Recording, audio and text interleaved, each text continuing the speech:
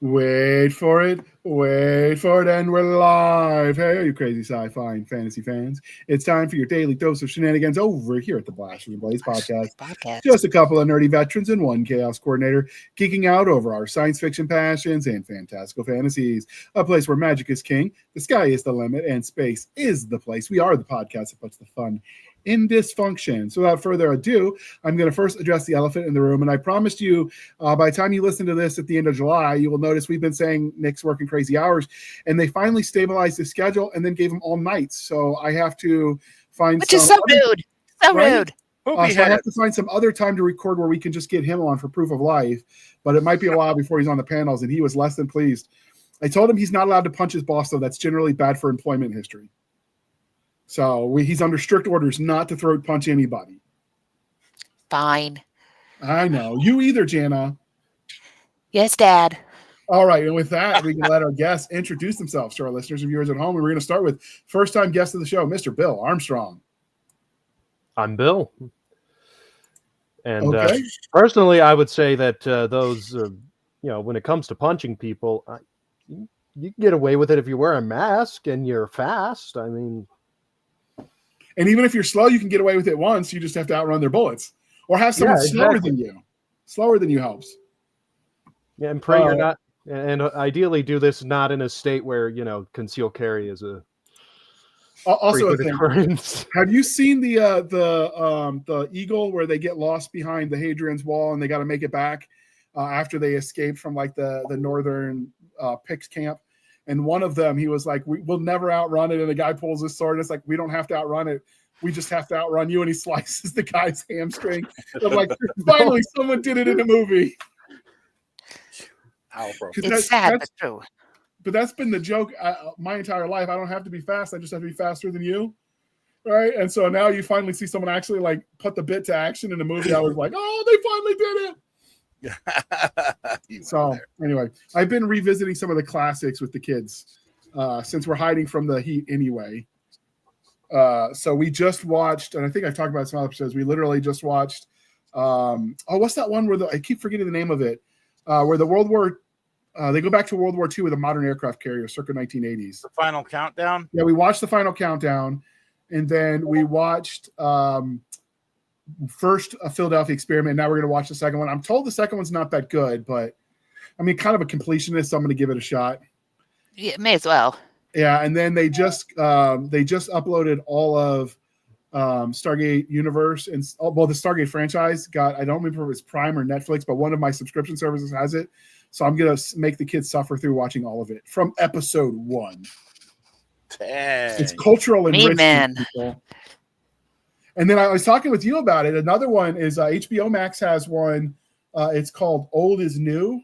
And it's like a home improvement show, but they're going to old historic buildings. And that sounds very cool. Yeah, they're repairing the outside so they keep the cultural charm. The inside doesn't have to be because obviously they're going to modernize, but the outside, they keep it. And one of them is actually, the first episode isn't too far from you, Janet, because they're in Santa Clara, Utah. Santa Clara. And they're repairing an 1890s mercantile, and they're bringing it back to like they're saving it and then modernizing the inside. And they called this expert who's like an Adobe expert and not the computer program people. It's like literally turning dirt into bricks. And he goes, and all the times I got in trouble for getting dirt on my Sunday best, and Mom said I'd never amount to anything if I kept this up. I showed her, and I'm like, I would totally make that joke if I was him. I was like clapping for him. So anyway, with that out of the way, Bill, are you ready for the religion questions? There are wrong answers. This is the first time I'm hearing that there are wrong answers, but okay. All right. And since once he answers the religion question, so you can comment if you got the answers right, then we'll let Bonjour and Jana introduce themselves. So, Bill, Star Wars, Star Trek, or Firefly? Well, if you put a gun to my head and made me choose between Star Wars and Star Trek, I'd have to say Star Trek. Okay. Is there something you prefer more? Star Trek just tends to be more of the intellectual kind of science fiction. And okay. I think science fiction is really the best genre for a lot of that intellectual stuff. So were you a huge fan of The Martian? The Matt Damon movie? And the book, yeah. I have not read the book. I did see the movie, and I really enjoyed that. I like the sciencing the shit out of it. That is like the most awesome line ever. And I don't know, because I've talked to some lawyers who are like, no, Matt Damon's character got it wrong when he talked about space piracy, because they liberated some of the supplies that had been preloaded for the next mission to get him home. And they're like, that's not piracy because they technically already owned it, so he's not really stealing it.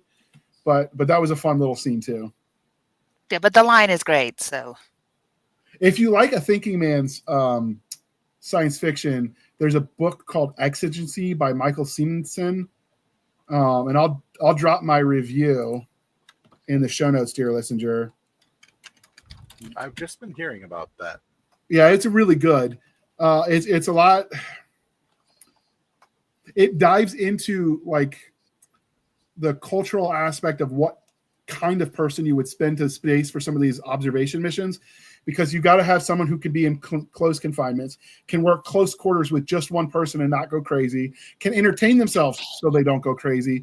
And he starts like breaking down like the kind of person that's ideal for a space mission. And I remember reading it the first time, and I reread it for my review, thinking that was not who I expected them to pick. So I don't want to spoil it, but it's a fun look at what kind of person you'd want for some of these space exploration missions.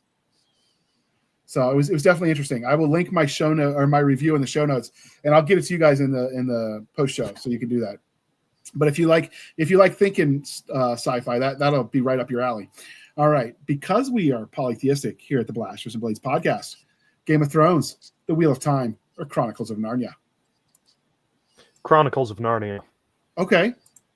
Is it just because it's a childhood favorite? A little bit, but also because I have not read Wheel of Time, and Game of Thrones and George R.R. Martin have just irritated me to the point where I'm just done. I every time I hear Game of Thrones, I just get mad, irritated, want to go to George's house and tell him to finish his damn book. So you're at George R.R. Martin fatigue. Pretty much. I get that. That's reasonable. I mean, 10 years should be enough time to finish at least one of the last 2 books. When Larry Correa mocks you in a dedication, you're taking too long. Yep. Given that I'm not the fastest writer, I won't judge, but I will say I suspect he wrote himself into a corner. Mm-hmm. Yeah. And I think that's more than it. And then he's having fun being Mr. Hollywood, I think, is also part of it. I mean, I could be wrong. I actually didn't start the TV show because I knew we weren't going to get in, like, because the books were first, and I want to do whatever one comes first. When they novelize a movie, I want to watch the movie if it was first. If the book was first, I want to read that first, so I can kind of in my head for fun compare.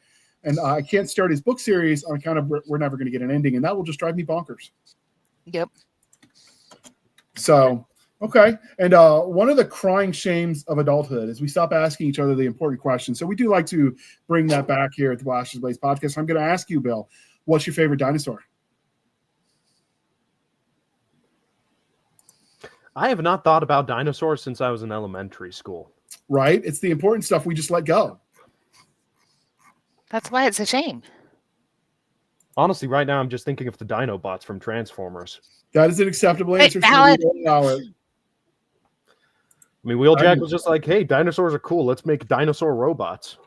There's my answer. Dinosaur robots. There we go. I will allow it. Dinosaur robots. There needs to be more written about those. Have you written any dinosaur robots yet? Have I written any? Yes. I have not. I see a short story in your future, sir. I think you're going to be the guy to bring it back. I mean, I hear we can talk Jana into hosting the anthology for you. Next year. I thought I was going to get foul language. So I got lucky. Okay. Hey, if it's a good enough idea, I'll host it, but not until next year. I still have 2 more to do this year. So Jana, since we asked the last question of everybody, I'm going to ask you first to introduce yourself and then rate his answers. Were they acceptable for you? Let me see. First of all, to introduce myself, I'm Janet S. Brown. I write science fiction, fantasy, urban fantasy, and other things that go ARG under the pen name Jenna Ray. I write other things under other pen names. That's hard to say really, really quickly. And let's see. I'll give him a pass. He can have all those answers. It's all right. Even though, brown coats forever. So you can't take this guy from me. Can't do it, man. And of course, whenever you see the "I'll Be in My Bonk" that man on a movie, and I've seen somewhere he's younger, and I'm like, wait, he was acting before that? No, don't lie to me. He was just a kid. I've seen him in a few things where I'm like, wait, what happened to this? He was supposed to be the cranky old man I know and love. And yet he's not. He's done a lot of stuff, actually. My favorite that he did was Chuck. If you guys remember that one. Yep. The TV show back in the day. I've heard of it. It is excellent. I loved it. It was nerdy in all the best ways. The long story short for that one was there's some sort of thing they can put in you that basically makes your head a supercomputer. And he accidentally gets it when it was supposed to be like a top secret government project. And they turn his job at essentially Best Buy into a secret government hideout underneath. And he's now a government agent because he was super nerd. And you would love it. You would absolutely love it. Agent. You would absolutely love it, Boncher. You can take that to the bank. Okay. You're the third person that's tried to get me to watch it. I watched it. I don't normally wait around for things to show up on the one day a week when they air episodes. I did for this one. It was worth it. Nice. Most of the time, I'll wait till I can buy the box set because I'm impatient. But this one, I watched every day it came on. All right. So, bonjour. MD Bonchoury, can you introduce yourself to our listeners and viewers at home? All right. Where's the beaten button to hit send? Anyway. Real funny. Anyway, MD Boncher. I am an indie author writing in 2 different series, dark fantasy and pulp punk, I call it, where the pulps of the 1920s meets the punks of the 2020s, and high-flying science fiction adventure. I also have a book out in Bayonet Books, that's related to the Tales from the Dream Nebula universe and Deadly Flames, Dragons in Combat, pimp the book there. And other than that, just living the dream of the indie author and trying to become the hybrid author. Technically, I guess I have crossed that threshold. Hadn't thought of it that way before. I'm not sure what counts anymore because some small presses I would consider not, and then other people are like, yeah, that doesn't count. That's an indie press. So I don't really care either, but I also don't know what counts anymore. We're giving you props, dude. Hang on. I know. Yeah, just go with it.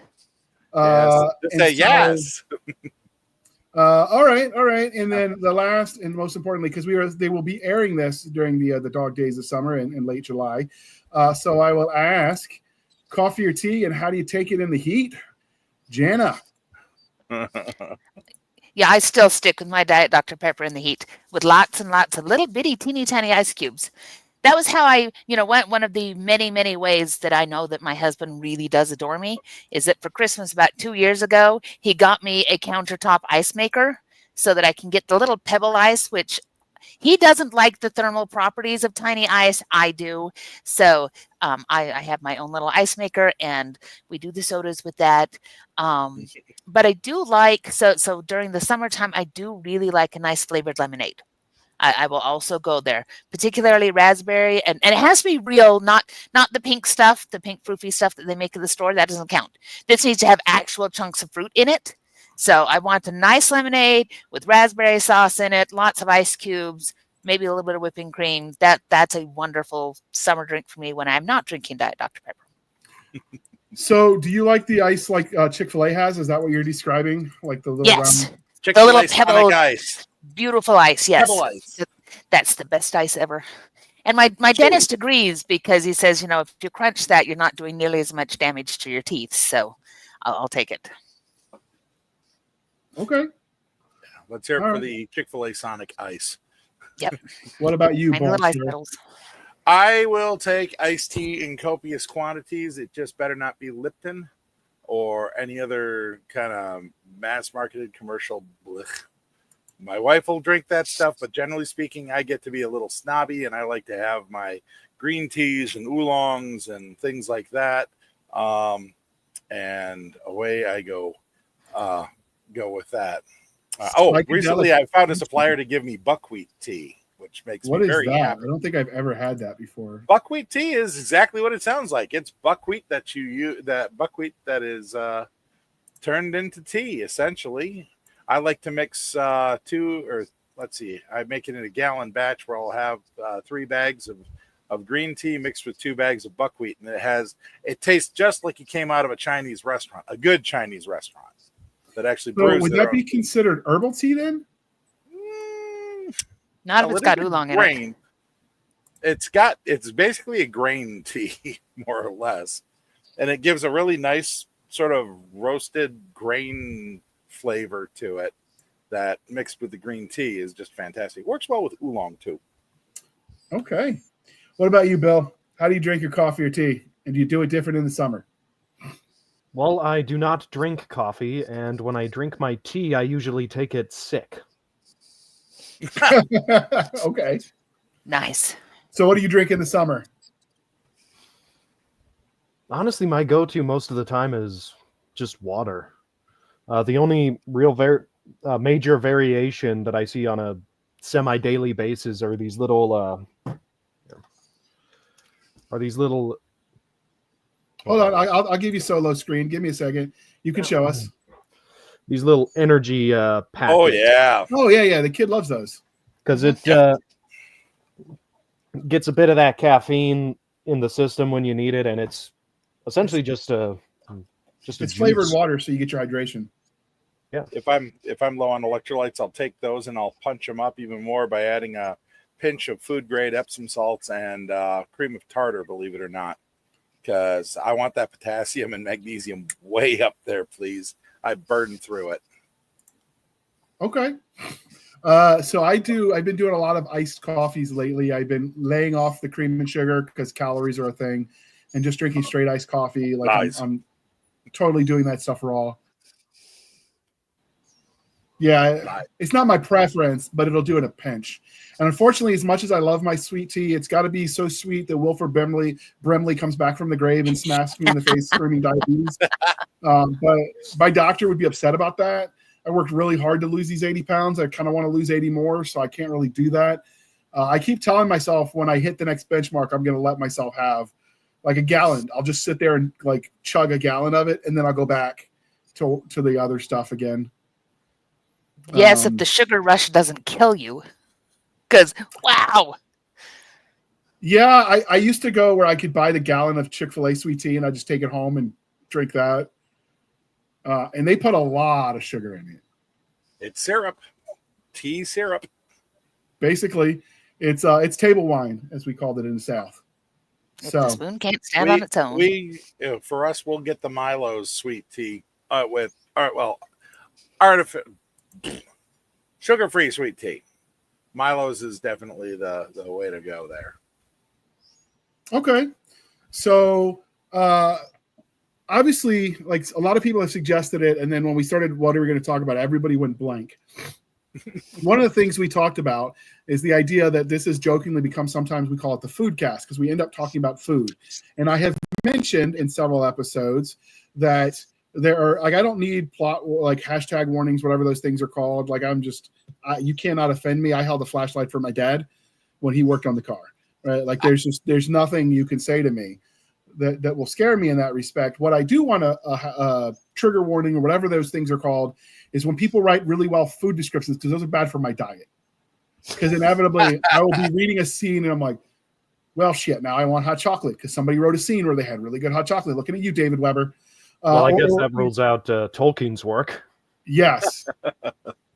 I have had one author get me on that, and that was Andrew Vax. Made me want to try hot and sour soup. I'd never had it in my life, and the way he wrote it in his Burke detective series sounded absolutely fantastic, though you wouldn't dare touch anything else in the restaurant because that was meant to drive the customers away. Only family got the hot and sour soup. And it just sounded fantastic. And I tried it. I discovered I really like that, but I like to mix mine with egg drop. So one of the things I've seen that I like, I've seen it in David Weber's Honorverse, and I've seen it in Marco Cluse's Frontline series, where he described an alcohol mostly by presentation or color, and fans found a way to recreate that with existing alcohols. So like in the Frontline specifically, it was a blue liquor. And so some fans got together and they found a way to make a liquor, and it actually tasted pretty good, they said. They shared the recipe around in his fan club that matched the description in the book, including the kick. And I asked Marco when I met him at the last HonorCon about it. We got a discussion, disagreement, argument, your dealer's choice, about the proper way to order a burger. Do you put the cheese on the bottom at the top? Do you put the lettuce and tomato at the bottom or the top? Toast the bread or don't toast the bread? Those Europeans just get it wrong. That's all I'm going to say. I mean, he can't help it. There is a right way to do it. Like, you don't want to, get the soggy bread. So you put the cheese at the top and the lettuce and tomato at the bottom. This is the way.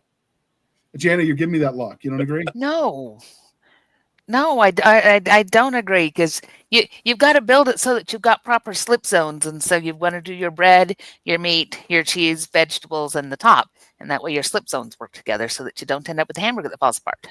But then sometimes your bread will get soggy at the bottom. That's why you toast it. Ladies and gentlemen.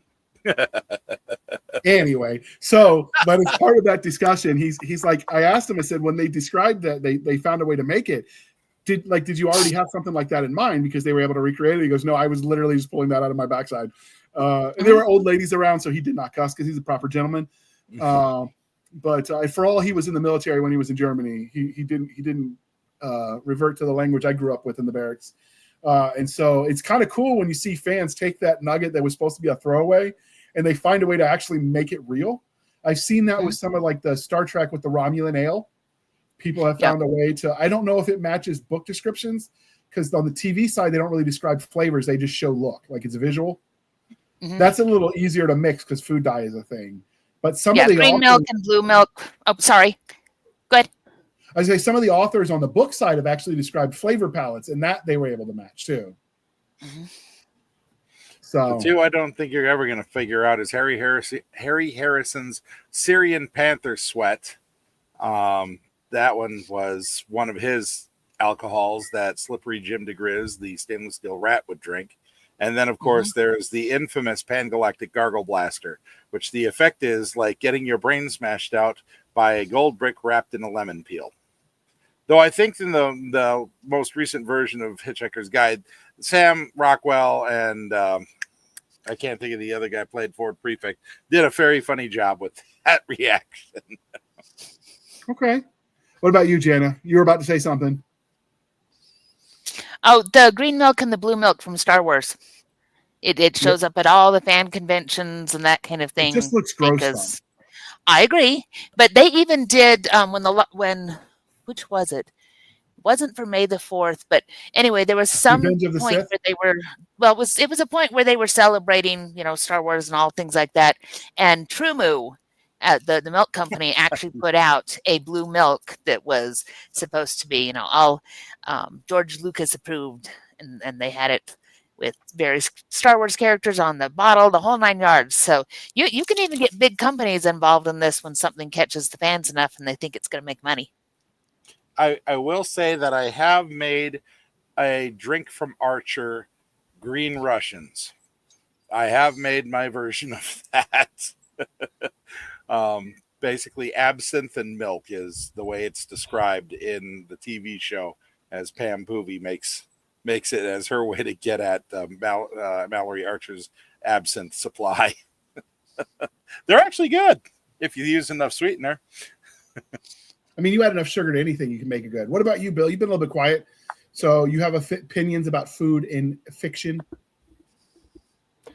Well, it really depends on what the storyteller is going for. Personally, I've always been curious to try those. They introduced it once. They introduced this thing in the TARDIS once and then never, ever went back to it. And this was back in the 60s. TARDIS food? What? In the 1960s, they actually explained how food is produced on the TARDIS in Doctor Who, and it's almost like the replicators on the Enterprise, where it sort of just does the molecular gobbledygook and generates the food. It comes out looking just like a little bar. Mm-hmm. It's like a little brick of food, but it will taste like whatever you want it to taste like. Like you can actually put in, I want eggs and bacon for breakfast, and you get a little brick of food that tastes like eggs and bacon. So it's by Wonka. Yeah, pretty much. Similar idea, but I think for me the textures would be missing there. It's one thing to get the flavor, but there's a textural aspect that you miss out on that. But I also love the jelly babies from Doctor Who, because that was classic Tom Baker. Well, he would carry around the little bag of jelly babies, and big serious stuff is going on, and he'd come out with the jelly babies. Jelly baby? And you're like, but you're being attacked, and there's Daleks, and there's this, that, and the other, and here's this. And I think it leads into, the purposes for food in storytelling, because we don't have to put it in there. There's a whole lot of things that we skip over. As you're going along, very rarely does an author describe every time that the guys have to get off their horse and go take a leak, because we just assume that as they're riding across the fields, when that is necessary, they go take care of it. That's part of the running joke with Star Trek was the Enterprise didn't have a bathroom. Yeah. And why would it? We don't need to know that. But yet food is one of those things, and the way that they share food, who you share food with, what does it mean? That is really, really important to the human experience. So it's phenomenally important to the storytelling experience. I'm going to say one thing on that that's kind of humorous. I do know one young kid that did ask their parents, at what age do they have to stop going to the bathroom, because they never saw it on TV or the parents do it. So your mileage may vary. Yeah, sometimes that just stops. But like, going back to Star Trek, there's an episode of The Next Generation where William Riker is part of an exchange program with the Klingon ship. And so he's over there, and they're giving him all sorts of crap. And one of the big things they give him crap about is whether or not he can eat gok. And they're, do we need to have one of the women feed you because you're such a human baby, and this, that, and the other. And one of the ways he earns their respect is he takes one look at this thing, and it's still moving, people. It looks like worms and seaweed, and it's all moving and everything. And he digs right into it. And that is the moment that they go, oh, here is respect, because you're eating this food that is so quintessentially Klingon, and you're not even pausing. And we see that kind of thing a lot. There's status that comes with the kinds of food you're willing to eat, with who you dine with, all of that kind of thing. And so it's part of why it's really important to us, whether we're writing something contemporary or whether we're writing science fiction, fantasy, urban fantasy, all those things. Food matters. Well, it's also around the campfire when we would eat, when all the stories were told. Mm-hmm. That's where the bonding happened, because it's the one time you stopped from the struggle to survive to sit and consume the thing that you needed to survive. So I think it's part of the human experience, back to our, caveman days, this idea that we bonded over food, and because it's the one thing that, like it's needed for life. And so obviously, there's a lot of cultural things that come with it. Some of it is the cultural aspects of the food is about, hey, this is how we learn not to eat the things that will kill us. Mm-hmm. Or making things that are dangerous not dangerous so we can eat them because food is scarce. And that's one of the things that often doesn't get passed down. So like one of the things almost nobody knows how to make anymore. I mean, they're starting to try to bring it back, but like pemmican, which is what our forefathers would have eaten when they were on the trail rations. It's basically like not prehistoric. It's a precursor to beef jerky, essentially. Yeah, pemmican. Yep. Yeah. And so it's one of those things I think is part of the quintessential human experience. And that's why it's in there. I also think, like, unless you're a special kind of weirdo, you don't really care when someone's using the bathroom. But you do find interesting the food stuff because, well, maybe I'll learn new recipes because I'm getting exposed to foreign cultured food by reading about, I don't know, Dan Brown taking me to Paris and what they eat for breakfast instead of, what I ate back on the farm. Like it's you get to see the world through their stomach through literature. I think it's part of the fun. Yeah. And then the cool thing about sci-fi and fantasy is you're not limited to reality at that point. Well, and you get a lot of that cultural, things like our friend Melissa, who's often on the show, is living in India.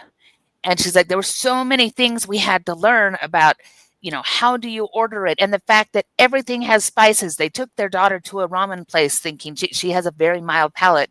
And they're like, we can get ramen. That won't be spicy. No. All of the ramen is spicy. Even the not spicy stuff is spicy. They put it in everything because that's an expectation. The eating with your hands is still a huge expectation. And people see them and say, oh, look, foreigners, we should bring you a fork. And part of fitting into their community was learning how and when to eat with their hands and how and when to eat with the utensil. And so it's an interesting thing to bring into science fiction and fantasy stories of, well, do they have those rules where do you eat with your fingers? Do you eat with chopsticks? Do you have a super cool spork that has all the multi-functions and that's how we consume things? Because again, we're looking for those connections to culture. We're looking for those connections to being the in-group. Melissa's mentioned that it was more than just the spices and eating with your hands, because she talked about they don't tend to use a lot of ice.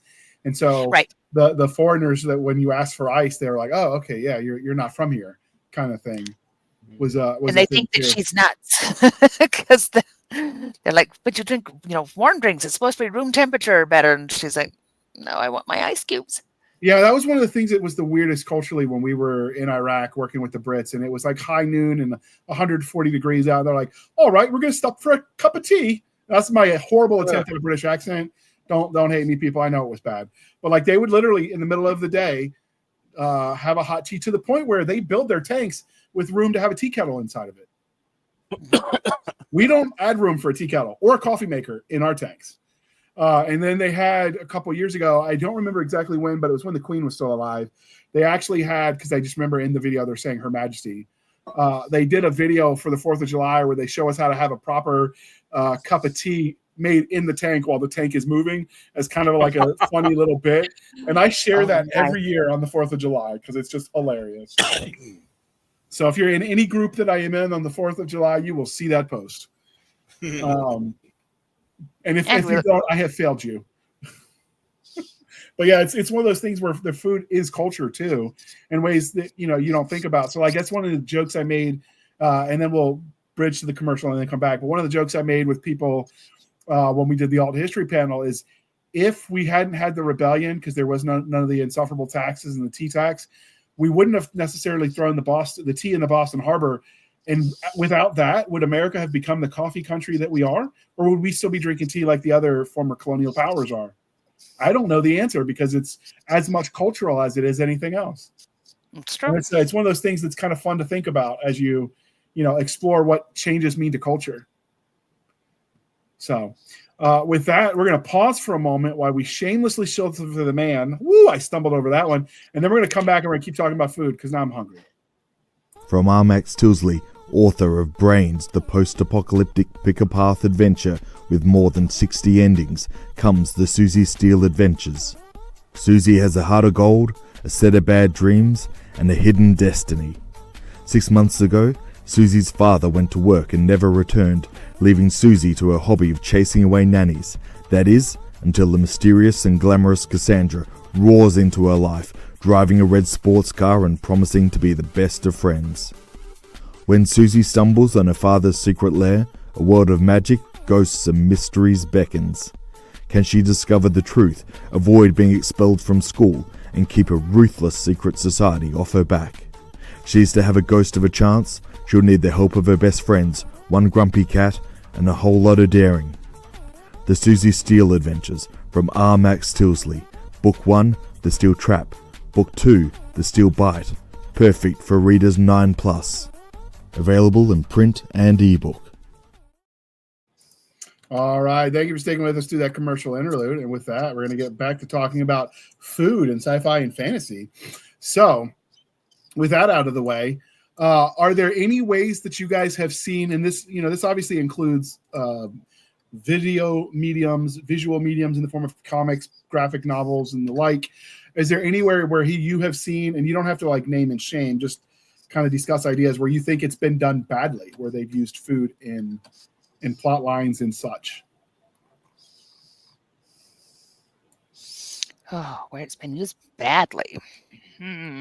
That's a hard one.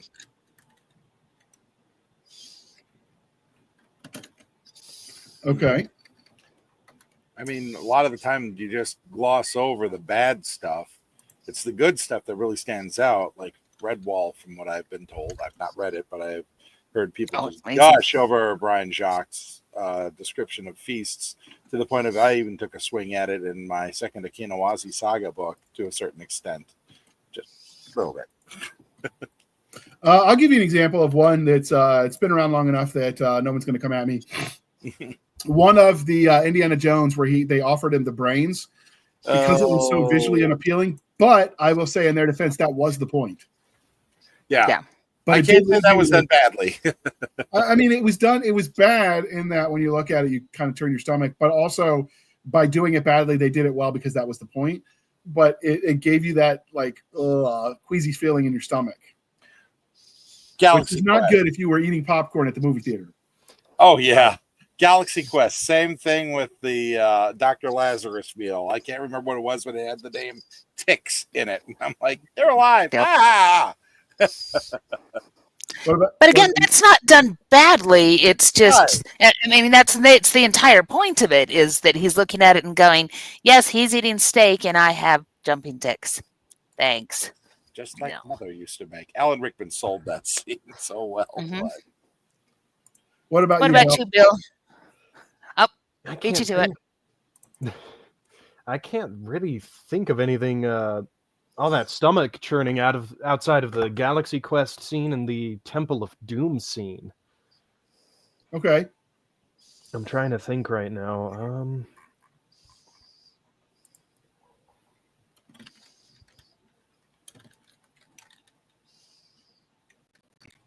Yeah, nothing's coming to mind. I've seen the news do it badly, but they had one scene a couple years ago where CNN had a guy actually eat human brains when he was doing one of his tours around the world. Oh, Jiminy. Yeah. But that was real, so he doesn't get the pass that it's fiction. But enough about British cooking shows. Whoa. Hold up. What exactly was the I can find you the clip and link it in the show notes. But yeah, he was touring around the world and he was talking about various cultures. I can't remember the exact context, but one of their newsmen, Raza Aslan, I think, I could be making that up. But he ate brains on live TV for CNN. Did he know what it was at the time? Yes. Did he request fava beans? Even that's a good reference to food, but it's scary as heck. Well, but horror falls under speculative fiction, so and that's an interesting one because of the way that he's so civilized about something that's so horrific. And again, this isn't badly done. This is actually very, very well done. But it's another interesting way in which food can be used in stories. It's a normalization. Well, of course he's eating brains, and if it's up with a little bit of fava beans, and you've got a nice Chianti with it, then why should this be problematic? He's a proper gentleman doing gentlemanly things, except that he's totally not, and it's creepy. Yeah, and it's funny also because he used that moment to mock Agent Starling with her accent, calling it a Chianti. So that whole scene is so multi-layered, and then of course the infamous hissing, sucking at the teeth, which apparently scared the crap out of everybody around him. Okay. And I looked it up, dear listener. If you don't want to watch it, unless you got a strong stomach, but it was CNN host Raza Aslan in 2017 for a documentary series called Believer, and it was done live on screen. So take that for what it's worth. Otherwise, watch Indiana Jones and the Temple of Doom for probably one of the most viscerally, oh dear God, moments in food. I'm thinking of a couple of Westerns that did it. I mean, they're not technically spec fic, but they had them have to eat the horse. Of course, they're not eating real horse, but I mean, that would have happened back in the day. But, where there are animals that we sort of add like pet status to that kind of puts them sacred and non-edible. When you see those kind of, like when some places where you see if they're eating cats or dogs or, whatever, like that changes the dynamic because those aren't animals. Those are your friends. Right. And so that I've seen that done in fiction, but again, it was done badly on purpose because they wanted you to have that ick reaction. Yep. And so I don't know that I can count that as bad since that's what they wanted. It's a little bit of a weird place, I think. Food is a good emotional hook in a lot of ways too, just depending on what you serve, how you serve it, that will often control how the watcher or reader is perceiving things and what emotions are going to come up as well. So yes. So have you guys written any food into your own fiction? Almost every time. Okay. Well, again, it's that hook. So one of the things that I write is I write an urban fantasy series that are the Diana McDonough, and Diana has a phenomenally fast metabolism due to the fact that there's a voodoo spirit that rides around the back of her head and is a war spirit and sends her off to do things. And so a lot of times things end with her going to eat somewhere. So and we finished this and now we're going to go get ice cream. And in one of the stories, she's got a friend who hired her to go and check things out. And she's like, the only reason I'm doing this is because you were in Scotland and you promised to bring me an entire suitcase full of Scottish shortbread, which is one of my personal favorites. And so I liked looping that in there to say, yes, she's going to go and do all this dangerous stuff, all for the sake of a suitcase full of Scottish shortbread, because there's a lot of things that I would do for a suitcase full of Scottish shortbread. So I like it because, again, it humanizes people. It makes for those connections. It makes for that, where do you exist in your world? How does your world come together? There's just so many places you can use that for bonding or for making the character really connect with the reader.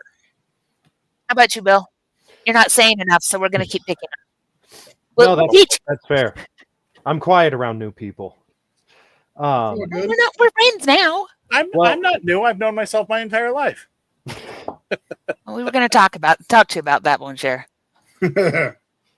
So, first of all, I did think of a bit of a stomach churning scene while all that was going on. The Rocky Horror Picture Show.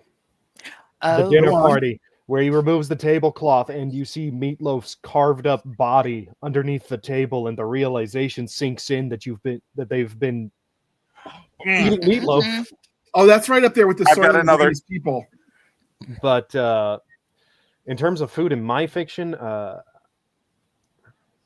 it hasn't come up too much. It's come up once and I forgot to mention this when I introduced myself because I'm an idiot. But I am writing my own series on Substack called Zorn, and in the last one that I put out, I do introduce a cultural delicacy for one of my alien species where they... give me a second. I have to refer to my notes to make sure I'm not getting names wrong. Never want to get your own names wrong.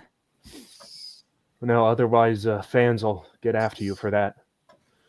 Okay, give me a second here. Species, animals. Is this the right one? That did not pop up where I thought it was going to pop up. Hold on. Okay.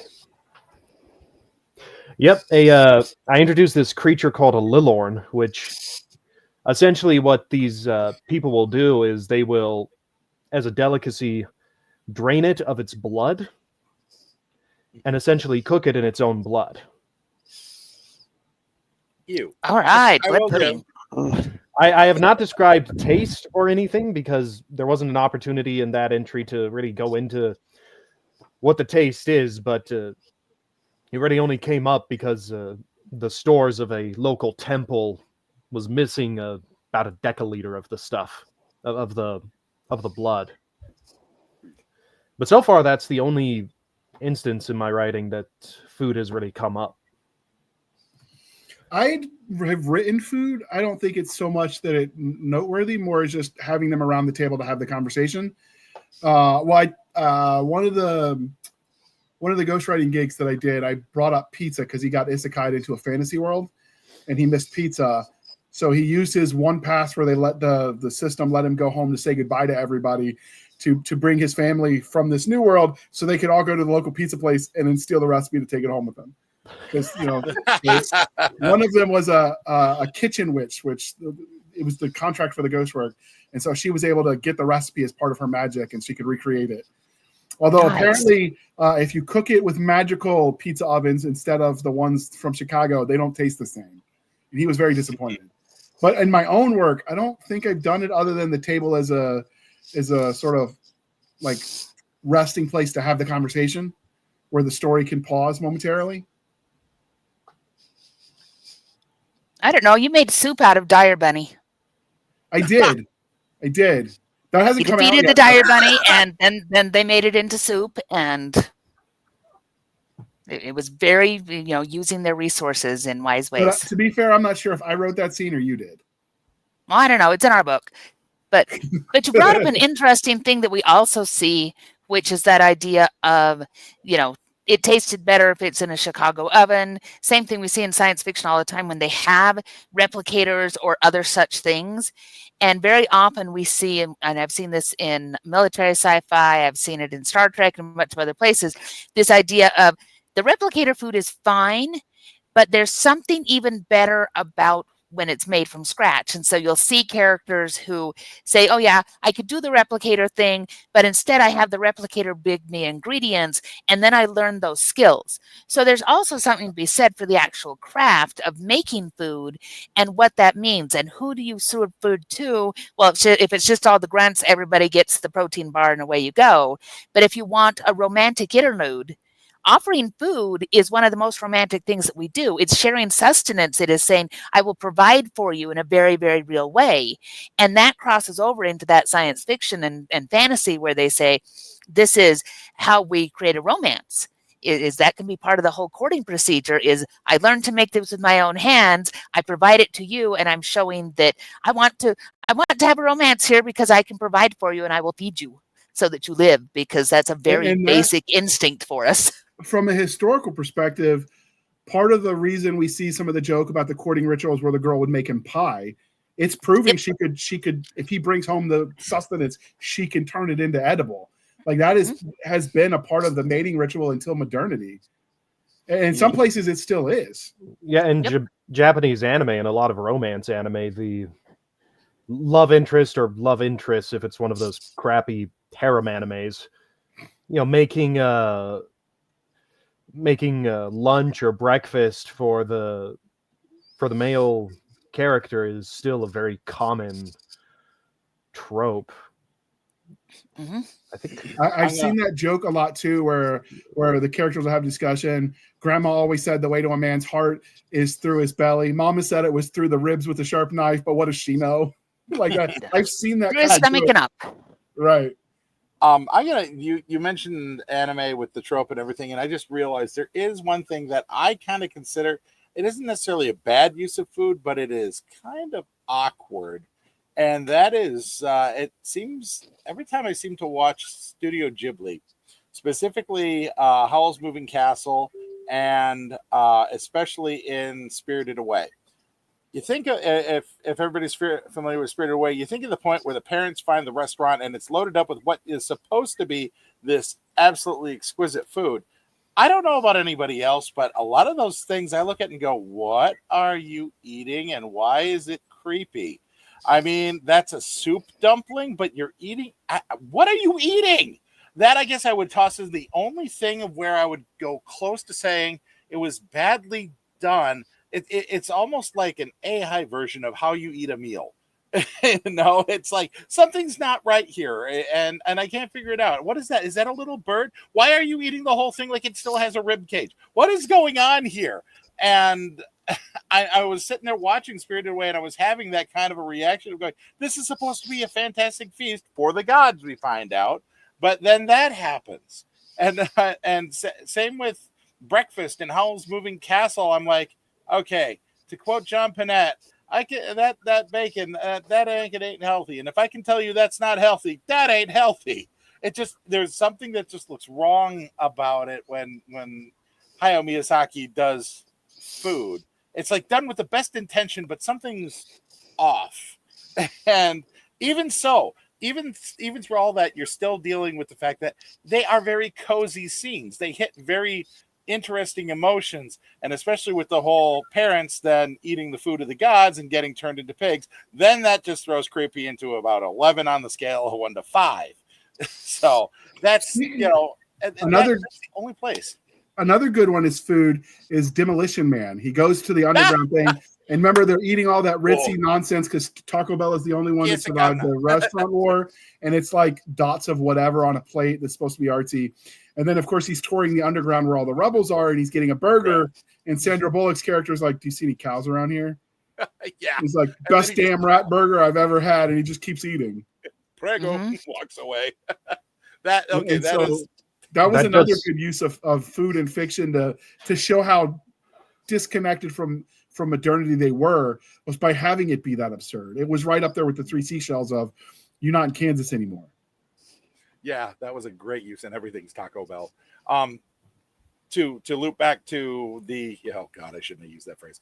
To go back to the using food in my own fiction, I have used it in effectively one of my series. I do little drops here and there in all 3 Akinawazi saga books. Probably the most conventional is a crown feast that they're having, and the twin daughters of the Visakonge, the princesses, essentially, they are all in for the desserts. So I go into a little bit of description with kind of having fun with Viking style desserts. And then in the next book, the food is a survival feast where they are literally scavenging for every survival food that they absolutely could out in the middle of the wilderness, up including pork, the old Indian, I guess you would call it a hunting joke about porcupine hunters being the worst kind of hunters out there. And they're like, we're not necessarily bad, but they weren't moving fast. So, and they're edible. But yeah, I did a whole survivalist feast that they had to try and make while on the road because they had lost all their food out in the middle of the wilderness. So it's more of a grim use of food. Oh, and I did have one very hopeful use of food in regards of finding a Sami cache of survival food left for the reindeer herders, and they find it in a very opportune time as they're practically starving at that point. So food in that case suddenly becomes a lifeline and salvation, even in meager quantities of less than ideal. One way that it's done well, and it's in the genre not everyone's going to be reading, but I read some of the harem lit in addition to the game lit RPG, game lit. Like, I'm just all over the place with my reading. There's this one I just finished the first book of called Feral Mage. And the whole point of this feral magic is the first magic that this world had. They would eat the monsters and by consuming the raw, fresh flesh of the monsters, they can absorb whatever aspect. So like if they eat the eye, if they wanted the laser eye, that kind of thing, of the various monsters. And so eating was how he gained his power, but he had to kill the monster first. And then the flip side of that was how they became chimeras was if you let more than one of those aspects out at once, you lose control. That's how you get the chimeras of legend and lore. So I've seen it done in a magical sense as well, where that was how they got the power. And then in others where like you have in some of the lit RPG type where they have their super, their game stat that allows them to be strong really briefly. The other side of that is now when they've calmed down from that, they have to consume a crap ton of resources because their body still needs to be replenished. And now the benefit of the super strength real quick is also a drag because you've got to plan for that with your resources. Mm-hmm. And I've seen it done. You see that with shifters as well. A lot of times the shifters in various both fantasy and urban fantasy, they can shift. They get all of the powers and the strength and everything else that comes with being in your half wolf form or whatever. But when you're finished, you're just starving. and your body needs those resources. And so there's always these thoughts of, okay, how are you going to deal with those resources? Because you can have great cosmic power, but there's a backside to that you got to replenish those calories somewhere. I do like that as a cost to magic. Have you guys seen the movie or the TV show Grimm that was on for a while? And a little bit. It was good, but one of them they have the werewolf character, and that was one of the bits was he'd always come back with weird things in his teeth and weird flavors in his mouth from when he had shifted and gone into the wolfed out and whatever he ate. You see that some, and I can't remember, it was a Sci-Fi Channel based off a British show, but it was basically a werewolf, a vampire, and a ghost share a house. Dark Shadows. No, this wasn't. I don't think this was Dark Shadows. That one. There's a couple of them out there. Well, that was one of the bits for them too. Is they didn't always, or they would wake up and they'd see what they'd eat, and it was like, oh my God, Miss Fluffy, that was my neighbor's cat. Like that's been the after effect of the magic. Well, in this case, the shifting. And I thought that was a play on food because it was, as your animal, he didn't care. Meat is meat. When he comes to his human side, he's like, wait, that is not cool that I ate that. Yeah. There are certain things we don't eat. And that's another interesting thing is figuring out, what are your taboos like when you're in a science fiction or a fantasy? Because food is one of those things that we have taboos around too. You don't eat this because of a religious reason. You don't eat this because it's dangerous. You do eat this, or this is the thing that everybody wants because there's status there, or because there's, they actually did it in DuckTales once, a very, very old DuckTales cartoon, where they were all about status and that status was a fat tummy. And so Scrooge McDuck presents him with a giant thing of peanut butter because it's that status of, if you can gain weight, that means that you're a survivor. There's something to be said for being heavier that shows that you're able to gather enough food that you can afford to be heavy. So that's another interesting thing is how that works with what you can't eat. Go ahead. There was a time in world history where that was true. That's where the concept of the Rubenesque woman comes from, because that means her family was well off enough that they could provide for her. Yeah. The fact that their women could get that big. So that is a very human thing, because obviously if you're big in a poor country, that means you're successful. Yeah. Well, then it asks, what's the religious implication of what you can or can't eat, and how do you tie that into a story? That can be a lot of fun to have people that go, well, no, I can't eat that. Well, it's your survival. Do you eat it or not? And I've seen that. I'm trying to remember the name. I know I've read it in a couple of places where you've had very devout people who say, this is a thing I cannot consume because it's part of my religion or my culture. And it makes such an interesting story. I can't remember the name. It's a Bane book one where the guy was a devout Jew who becomes a vampire. And so now he's battling his religious conviction versus what I have to do to survive as a vampire, being not kosher. It's one of the Bane books that came out in the last year. I just can't remember the name of it. But and Being Human was the show about the werewolf, vampire, and ghost living together. That's right. Being Human is a good one. But if I can't remember the name of Bane, if I can remember it, I will link to the book. The Blood is Life, David Kuriko. There we go. Ah, nice. And that was one of the central tenets of mixing. This guy was devoutly Jewish, and he didn't stop being devout because he was turned into a vampire. He still believed. But what does that mean for him in his religious faith, that he's doing these things now to survive? And I think that's a fun way to play with it too, where survival and food meets your culture. I haven't seen that done nearly enough, and I think it'd be a fun trope to play with. Have you guys seen that anywhere? Food is culture? Where the food, the what you have to eat to survive goes against your culture, whether it's because you're marooned on an alien planet or you're turned into some sort of, I don't know, alien were creature, whatever. Like, have you seen where the cultural limitations on food, because some religions have it. So like, I think Jewish people and Muslim people can't eat pork. What if you're stranded on an island where that's the only fresh meat you can get is pig? Hindus can't eat beef. So. Right. And so I think that's an interesting trope where you can play with in speculative fiction where survival meets your cultural limitations, which would tie really nicely into sci-fi and fantasy. Well, yeah, because you're making those up anyway, so it becomes the, what does a deity require of you? Well, are you allowed to eat that dragon over there, or is that a bad idea? And what do you do if that's the only thing that's available? So it's an interesting question of what happens when you can't for one reason or another, and there's your survival. How far will you go?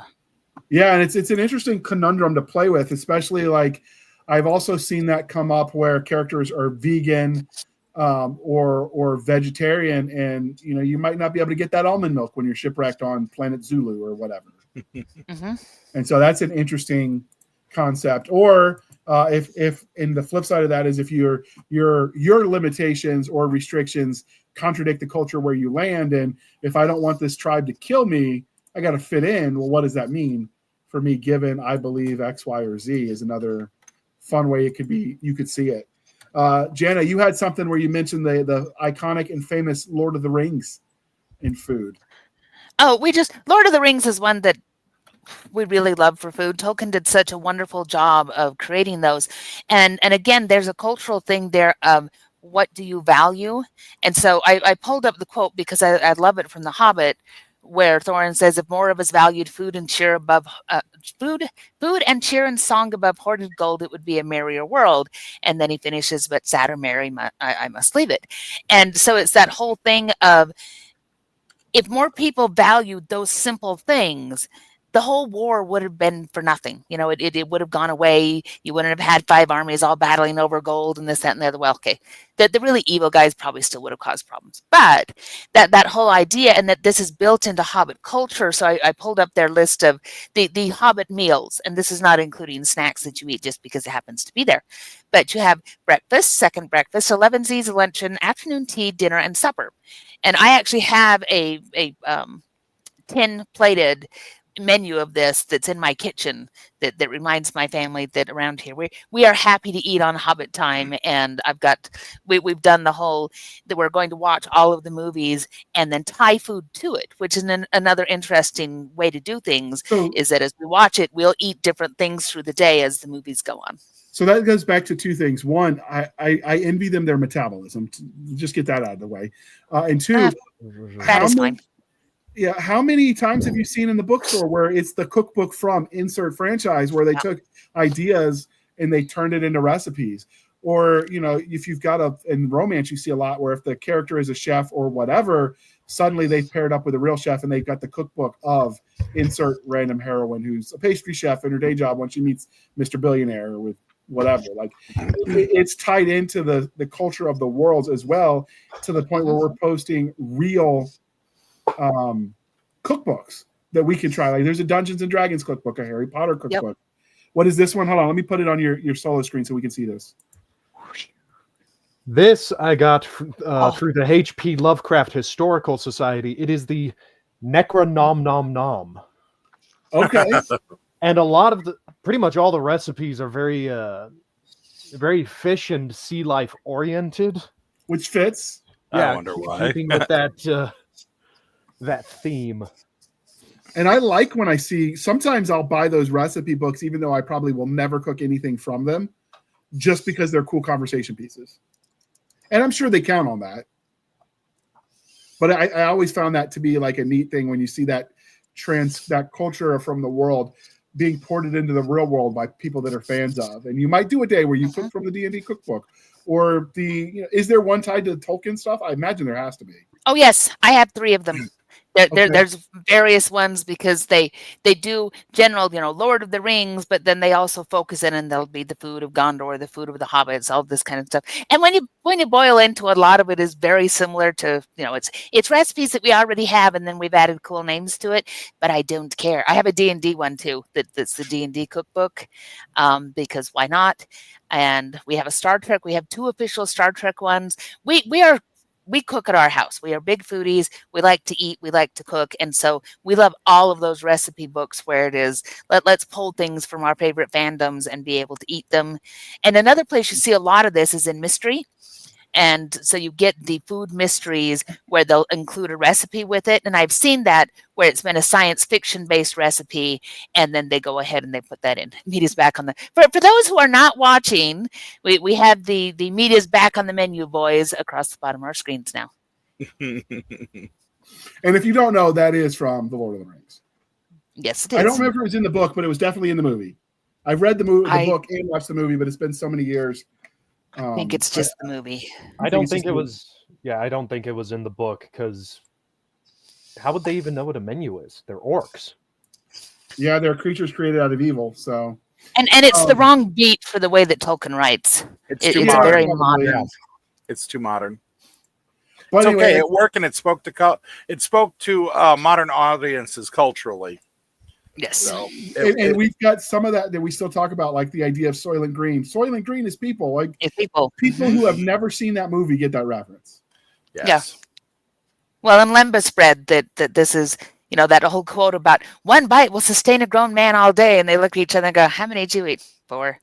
Because that tells you again something about a hobbit metabolism and about flavors and about, no, we don't actually have a lot of self-restraint when it comes to these things because that's part of who we are. We are food motivated. Mm-hmm. There's actually a YouTube channel that I watched. I think it's Jameson something, where that's all he does is he cooks historic recipes from the American frontier.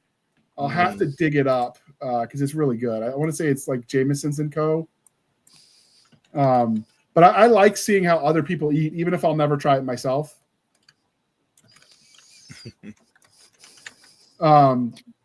I'm willing to try almost anything once. I may not try it again, and if I can smell that it's hotter than my palate will take, then I may not. But most things, I'll give it a whirl. Yeah, it's one of those things where it's fun to experience, even if it's something you would never eat, like the live animals that you see in some books where they're a live squid or whatever, right? Like I wouldn't do it myself, but I'll read about it. Absolutely. I'd be hesitant on those live squid because haven't there been stories where the squid will get stuck in the throat and the person would die? Yep. Yeah, yep. They try to escape the doom, and the tentacles grab onto the inside of the throat and choke, gasp. I was wrong. Yeah, I like my food when it doesn't fight back. Yeah, when it doesn't eat you first. The name of the channel is Townsend's, and it's the mercantile. Oh yeah.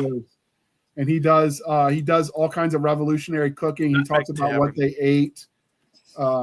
And it's all American Revolution, which is what I got my master's in. So I find it fascinating. But all of it also works if you're writing fantasy and survival type stuff because it's how you make food stretch. He's made some pretty cool things on that podcast of theirs. And there's another one. I've loved a bunch of their historical. There's another one that's really good for that. It's called The Taste of History. Oh, those are cool. And it's one guy who's not even a trained chef.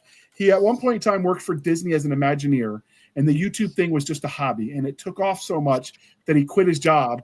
And that's what he does. He'll research a recipe from various eras to the point where he's made ancient Mesopotamian and Byzantine recipes where he's had to guesswork. He'll find experts to translate what that actually meant so he can recreate it.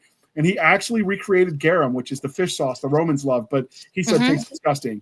And he does he's not limited. Like Townsend and Company is revolutionary period. So the 1700s. This guy will go to any era of history and try to recreate it and cook it the way they would have, just to say he did. And it's fascinating to watch. Another channel that kind of goes along this is called How to Drink. The guy finds drinks from movies and all sorts of other places of entertainment, and he'll recreate them. I was introduced to him because I saw a vlog that he did for how to make Back to the Future wake up juice. And he then said, and of course, you have that sort of just on the screen quick slapdash recipe, but he goes out and then tries to make it. And he'll do it for many other things out there too. plus then digging into actual historical cocktails as well. It's really cool, especially when he starts going in full Gatsby mode and you start getting a lot of the cocktails that were created in the 1920s and things like that. So if you're into the bar culture, that is some interesting stuff too. I tried to leave that when I left the Army because my liver needs to recover from 8.5 years. I looked it up real quick. There is a Taste of History channel that is not the one I was referring to. It might be good, it might not. I have not watched any of their videos, but Tasting History with Max Miller. And he was the guy that was the Disney Imagineer working on the engineering side for Disney for their parks. And he did so. He was just doing this as a hobby with him and his friends, and it just became a full-time job for him, which is kind of cool. It's not just that he's cooking it. Even especially since he's not a professionally trained chef, it's that he's researching how they would have cooked it so he can recreate the flavor palette. There's which I think is kind of cool.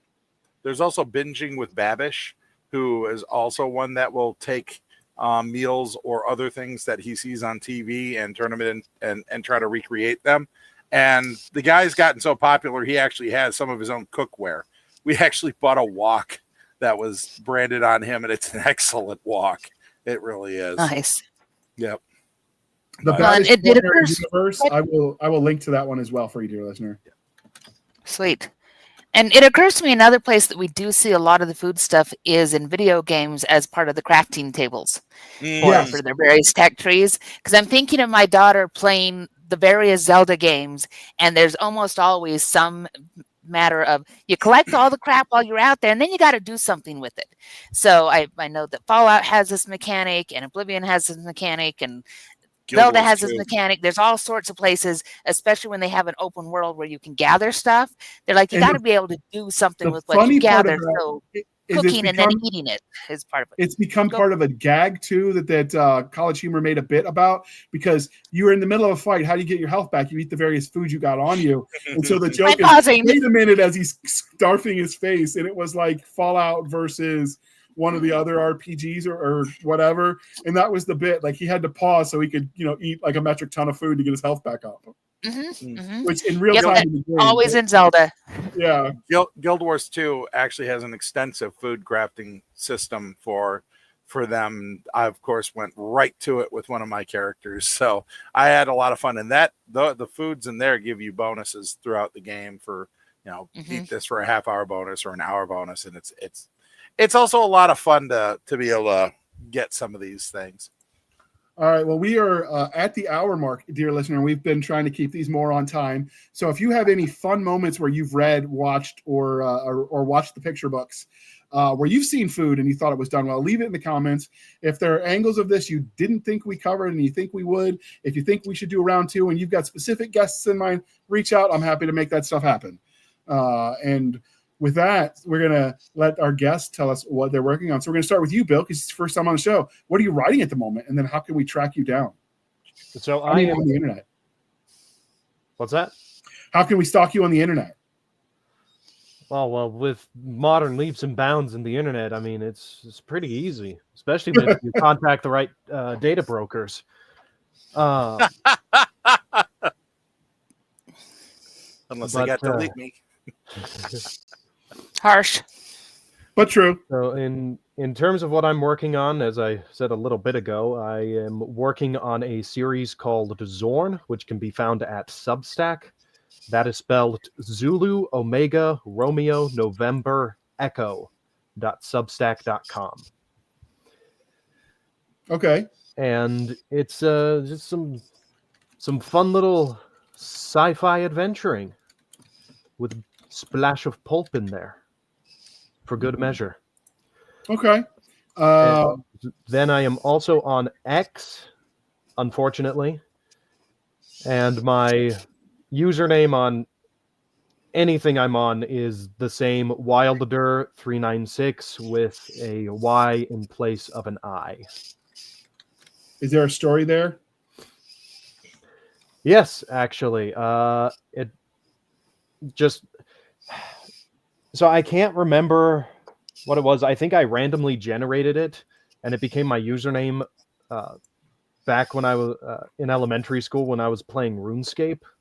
Okay. It just sort of stuck. Originally, it did have the I, but I changed it because I realized that Wilder with an I is more likely to have already been taken. So I changed it to the Y, and it's sort of been the same for the last decade or so. Cool. All right. Bonjour. Bonjour. What are you writing, and how can we stalk you on the internet? Yeah, I can't mock you that way and call you just Handley. My drill your name self-mocks. Okay. So I have currently 2 series out. You can find it available on Amazon and also direct through my page, which you can see the link next to my name on the screen there. And that's Resonant Point, which is at www.resonantmedia.art. You can find my books there, and including links to Bayonet Books, Deadly Flames, Dragons in Combat. As for what I'm working on, well, just coming back from LibertyCon, I've had a few requests put to me that all of a sudden have shifted my entire production schedule for the year, and I now have a new boys' adventure story that I need to start working on right away.